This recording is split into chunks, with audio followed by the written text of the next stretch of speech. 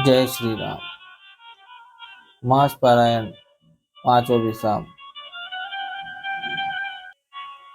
शिव जी पार्वती जी से कहते हैं कि अब श्री राम जी के अवतार लेने का दूसरा कारण सुनो। हे मुनि, वो पवित्र और प्राचीन कथा सुनो जो शिव जी ने पार्वती से कही थी। संसार में प्रसिद्ध एक केकई देश है। वहाँ सत्यकेतु नाम का राजा रहता था, राज्य करता था। वह धर्म की धुरी को धारण करने वाला, नीति की खान, तेजस्वी, प्रतापी, सुशील और बलवान था। उसके दो वीर पुत्र हुए जो सब गुणों के भंडार और बड़े ही रणधीर थे। राज्य का उत्तराधिकारी जो बड़ा लड़का था, उसका नाम प्रताप भानु था। दूसरे पुत्र का नाम अरिमर्दन था, जिसकी भुजाओं में अपार बल था और जो युद्ध में पर्वत के समान अटल रहता था। भाई भाई में बड़ा मेल और सब प्रकार के दोषों और छलों से रहित सच्ची प्रीति थी। राजा ने जेठ पुत्र को राज्य दे दिया और आप भगवान के भजन के लिए वन को चल दिया। जब प्रताप भानु राजा हुआ, देश में उसकी दुहाई फिर गई। वह वेद में बताई हुई विधि के अनुसार उत्तम रीति से प्रजा का पालन करने लगा। उसके राज्य में पाप का कहीं लेश भी नहीं रह गया। राजा का हित करने वाला और शुक्राचार्य के समान बुद्धिमान धर्मरुचि नामक उसका मंत्री था। इस प्रकार बुद्धिमान मंत्री और बलवान तथा वीर भाई के साथ ही स्वयं राजा भी बड़ा प्रतापी और रणधीर था।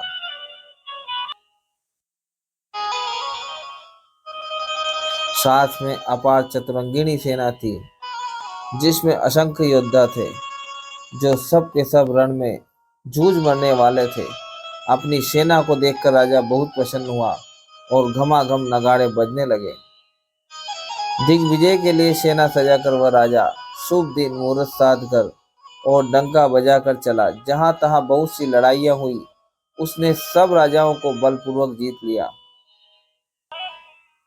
अपनी भुजाओं के बल से उसने सातों द्वीपों भूमि खंडों को वश में कर लिया और राजाओं से दंड ले लेकर उन्हें छोड़ दिया।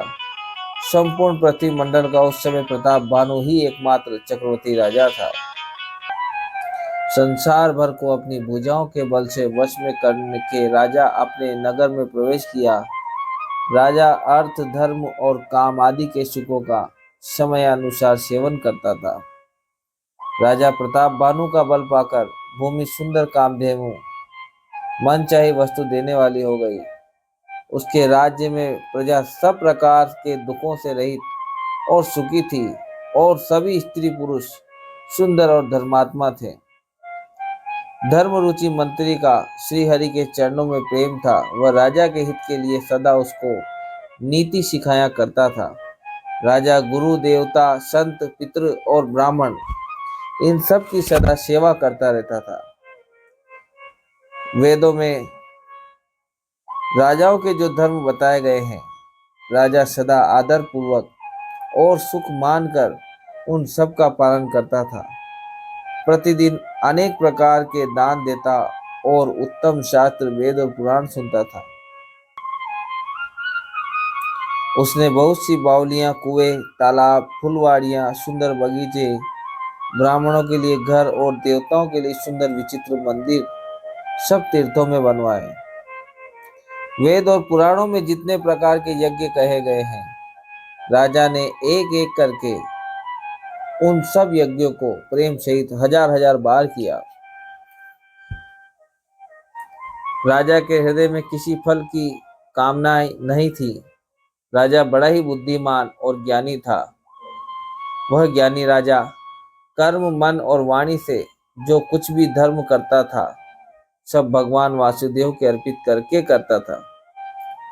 एक बार वह राजा एक अच्छे घोड़े पर सवार होकर शिकार का सब सामान सजाकर विंध्याचल के घने जंगल में गया और वहां उसने बहुत से उत्तम उत्तम हिरण मारे। राजा ने वन में फिरते हुए एक सूअर को देखा।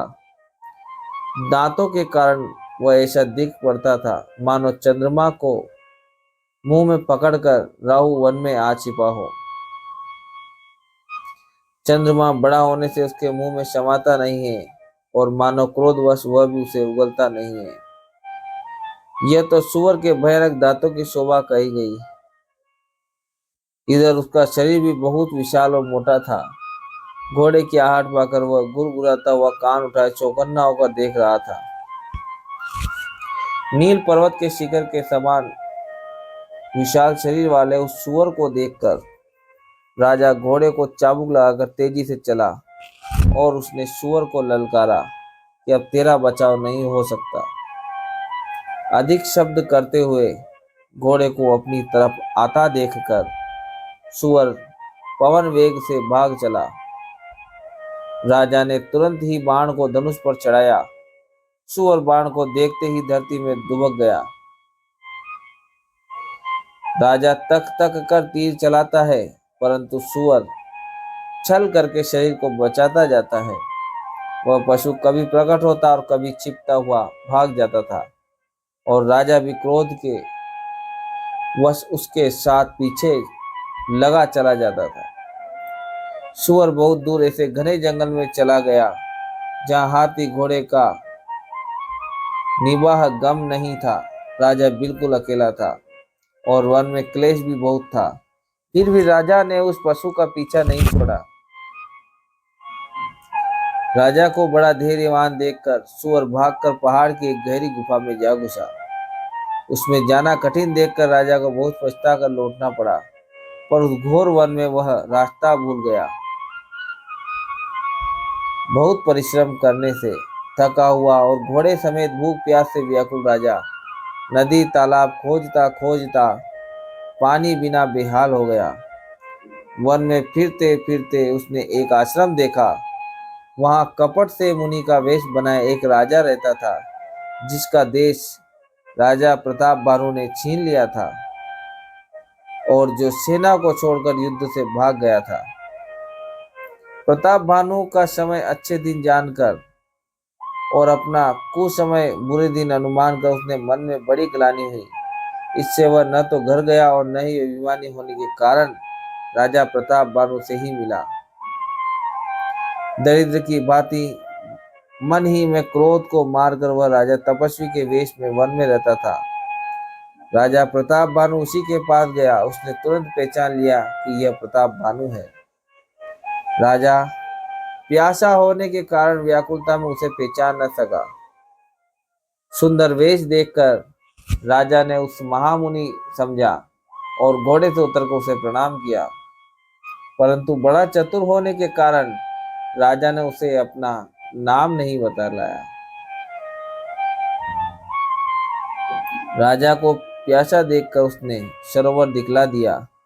हर्षित होकर राजा ने घोड़े सहित उसमें स्नान और जलपान किया। सारी थकावट मिट गई। राजा सुखी हो गया। तब तपस्वी उसे अपने आश्रम में ले गया और सूर्यास्त का समय जानकर उसने राजा को बैठने के लिए आसन दिया। फिर वह तपस्वी कोमल वाणी से बोला, तुम कौन हो? सुंदर युवक होकर जीवन की परवाह न करके वन में अकेले क्यों फिर रहे हो? तुम्हारे चक्रवर्ती राजा के लक्षण देखकर मुझे बड़ी दया आती है। राजा ने कहा, है मुनीश्वर, सुनिए, प्रताप भानु नाम का एक राजा है। मैं उसका मंत्री हूँ। शिकार के लिए फिरते हुए राह भूल गया हूँ। बड़े भाग्य से यहाँ आकर मैंने आपके चरणों के दर्शन पाए हैं। हमें आपका दर्शन दुर्लभ था, इससे जान पड़ता है कि कुछ भला होने वाला है। मुनि ने कहा, हे तात, अंधेरा हो गया। तुम्हारा नगर यहाँ से 70 योजन पर है। हे सुजान, सुनो, घोर अंधेरी रात है, घना जंगल है, रास्ता नहीं है। ऐसा समझकर तुम आज यहीं ठहर जाओ, सवेरा होते ही चले जाना। तुलसीदास जी कहते हैं कि जैसे भवितव्यता मतलब जैसी होनहार होती है, वैसी ही सहायता मिल जाती है। या तो वह आप ही उसके पास आती है या उसको वहां ले जाती है। हे नाथ, बहुत अच्छा। ऐसा कहकर और उसकी आज्ञा चिड़चिड़ाकर घोड़े को वृक्ष से बांधकर राजा बैठ गया। राजा ने उसकी बहुत प्रकार से प्रशंसा की और उसके चरणों की वंदना करके अपने भाग्य की सराहना की। फिर सुंदर कोमल वाणी से कहा, हे प्रभु, आपको पिता जानकर मैं ढिठाई करता हूँ। हे मुनीश्वर, मुझे अपना पुत्र और सेवक जानकर अपना नाम दाम विस्तार से बतलाइए। राजा ने उसको नहीं पहचाना, पर वह राजा को पहचान गया था। राजा तो शुद्ध हृदय था और वह कपट करने में चतुर था। एक तो वेदी था, फिर जाति का क्षत्रिय, फिर राजा। वह छल बल से अपना काम बनाना चाहता था। वह शत्रु अपने राज्य सुख को समझ करके स्मरण करके दुखी था। उसकी इच्छा थी कुम्हार के आवे की आग की तरह भीतर ही भीतर सुलग रही थी। राजा के सरल वचन कान से सुनकर अपने वेर को याद करके वह हृदय में हर्षित हुआ। वह कपट में डूबोकर बड़ी युक्ति के साथ कोमल वाणी बोला कि अब हमारा नाम भिखारी है, क्योंकि हम निर्धन और अनिकेत यानी कि घर द्वारहीन है। राजा ने कहा, जो आपके सदृश विज्ञान के निधान और सर्वथा अभिमान रहित होते हैं, वे अपने स्वरूप को सदा छिपाते रहते हैं, क्योंकि कुवेश बनाकर रहने में ही सब तरह का कल्याण है। प्रकट संत वेश में मान होने की संभावना है और मान से पतन की।